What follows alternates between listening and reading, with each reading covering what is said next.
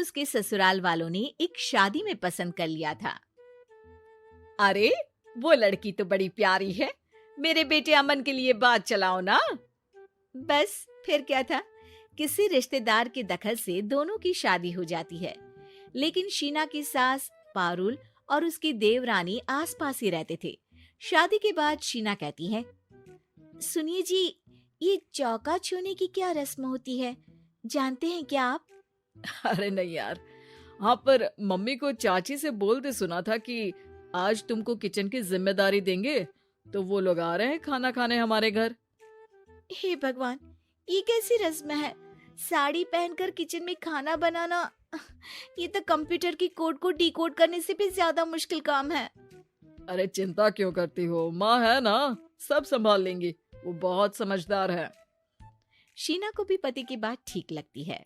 वहीं घर पर शीना की चाची सास, ससुर और उनकी बहू खाने पर पहुंचते हैं। शीना की चाची सास उसकी सास से कहती है, अरे कहाँ है दीदी, आप अभी भी किचन में हैं क्या? रस्म बहू की है या आपकी? चाची की बहू कहती है, और हमारी चौका छूने की रस्म थी तो हम तो सुबह 4 बजे ही किचन में पहुंच गए थे। अरे तेरी ताई ने सर पर चढ़ा रखा है बहू को। शीना सबकी बात सुने बगैर सामने आती है। अरे आज तो तेरी चौका छूने की रस्म थी ना, तुम ही देर से आई हो। वो चाची, मुझे ना साड़ी बांधने में देर हो गई। तो वक्त से उठा करो ना, पता है जब नई शादी है, रस्में होनी है, तो फिर थोड़ा कम आराम कर लोगी तो कुछ घट नहीं जाएगा। शीना की सास को बहुत बुरा लगता है कि चाची उसकी बहू से ऐसे बात कर रही है। अरे शीना, चलो किचन में, मैं तुम्हें समझा देती हूँ कि कैसे क्या करना है। देखो, मैंने सब बनाकर यहाँ रख दिया है, तुम्हें सिर्फ हलवा बनाना है। उसकी भी पूरी तैयारी कर दी है बेटा। बस किशमिश डालकर हलवा में मिलाकर लेकर आ जाना। बस फिर क्या था, एक एक कर शीना सारा खाना टेबल पर लगा देती है। अरे बहू ने इतना सब बना दिया, वाह जी वाह।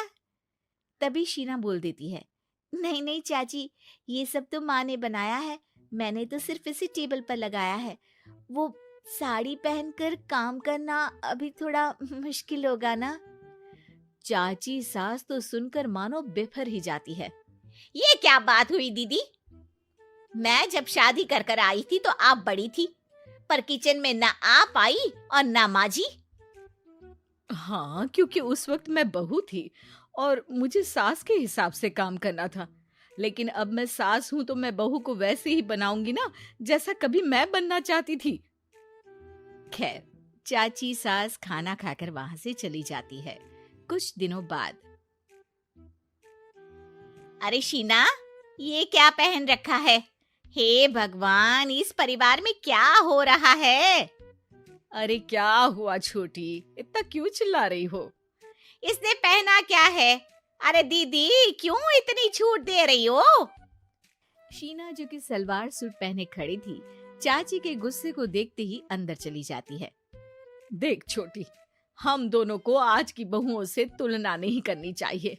वो दौर अलग था, आज का वक्त अलग है। देखिए दीदी, ये तो परंपरा है, हमारी सास ने हमें दी और आगे हमें अपनी बहुओं को देना है। ये क्या लगा रखा है आपने? आप तो पूरी संस्कृति ही खराब कर रही हैं। ये बोलकर चाची सास वहां से चली जाती हैं। शीना की सास चाची की बात से परेशान होकर रोने लगती है। तभी उसका पति वहां आ जाता है। अरे क्या हुआ भाग्यवान, फिर तुम्हारी देवरानी तुमको ताने देकर चली गई है क्या? हाँ, पता नहीं मैं ठीक कर रही हूँ कि नहीं, पर मुझे तो बहू के सूट पहनने में कुछ गलत नहीं लगता। अरे लोगों की बहुएं तो न जाने क्या क्या पहनकर घूम रही हैं। मैं तो उसे भी बुरा नहीं मानती। ये क्या मेरी गलती है?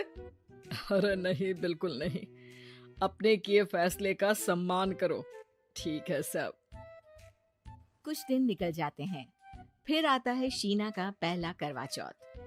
अरे शीना बेटा, यह त्योहार हमारे घर में बहुत मायने रखता है। तुम शाम की पूजा के लिए अच्छे से तैयार हो जाना। और सुनो, चाची सास और उनकी बहू भी यहाँ आएंगी पूजा के लिए, तो खाना भी बनाना है, वो मैं बना लेती हूँ। तुम बस आज के दिन साड़ी पहनना बेटा। शीना समझ नहीं पाती है कि चाची सास के आने पर उसकी सास उसे साड़ी पहनने को क्यों बोलती है। नहीं नहीं माँ जी, मैं सारा खाना बना लूंगी, आप उसकी चिंता ना करिए, अब तो मैंने सब कुछ सीख लिया है। शीना की सास उसकी बात पर खुश हो जाती है। छोटी को पता न चले कि मेरी बहू घर में सूट पहनती है, तो मैंने आज साड़ी पहनने को बोल दिया। क्यों लोगों को बिना वजह बात बनाने का मौका दें। शाम को सब पूजा पाठ करके बैठे होते हैं कि चाची सास की बहू चाची सास से कहती है, माँ जी, आज के दिन तो आप लोगों के घर बहुओं को नेक दिया जाता है ना। हाँ हाँ बहू, बोलना, तुझे तेरी सास से क्या चाहिए। हाँ शीना बेटा, तू भी बता दे कि तुझे क्या चाहिए। मम्मी जी, मुझे ना आपका वो रानी हार चाहिए जो आपने अभी पहना है। चाची सास थोड़ा हिचकिचाते हुए कहती है, हाँ हाँ ले लेना, सब तेरा ही तो है। तुझे कौन सा हार चाहिए बहू। माँ जी, मुझे नेक में आपसे परमिशन चाहिए कि आप मुझे नौकरी की इजाजत दें। आप तो जानती हैं कि मैं और ये एक ही कॉलेज में एक ही क्लास में साथ में थे, लेकिन आज वो कहाँ है और मैं कहाँ। वाह जी वाह, ये भी सुनना बाकी रह गया था, इस खानदान की बहू नौकरी करने बाहर जाएगी। और मैं भी तो इंटर पास हूँ, पूरे 2nd डिवीजन, लेकिन कभी मजाल है कि नौकरी की बात की हो। पर दीदी, मैंने MBA किया है, वो भी बड़े संस्थान से। तभी शीना का पति और ससुर भी वहाँ आ जाते हैं। देखो बेटा, मैं वही सोच रहा था कि तुम नौकरी करने के लिए क्यों नहीं बोल रही हो।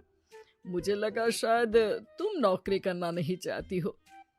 नहीं पापा, वो तो हमेशा से ही कुछ नाम कमाना चाहती है। अपने माता पिता को भी इसने कहा था कि वो आप लोगों को अपनी तरह से समझ लेगी। सास को शांत देखकर शीना कहती है, मम्मी जी, मैं वादा करती हूँ, घर का सारा काम करके ही ऑफिस जाऊंगी। खाना पीना किसी भी चीज के लिए घर वालों को परेशानी नहीं होने दूंगी। वक्त से पहले उठूंगी और काम वाली को भी हटवा दूंगी। शीना की बात सुनकर सास हंस पड़ती है। अरे शीना, ये ज्यादा हो गया। हाँ? बिल्कुल काम करो बेटा, पढ़ी लिखी हो, नौकरी में अच्छा कर सकती हो। जरूर बेटा, दिया तुम्हें तुम्हारा नेग। हाँ, पुरानी परंपरा जरूरी नहीं कि अच्छी ही हो, कभी कभी बदलाव लाना भी जरूरी होता है, जिसे देर से ही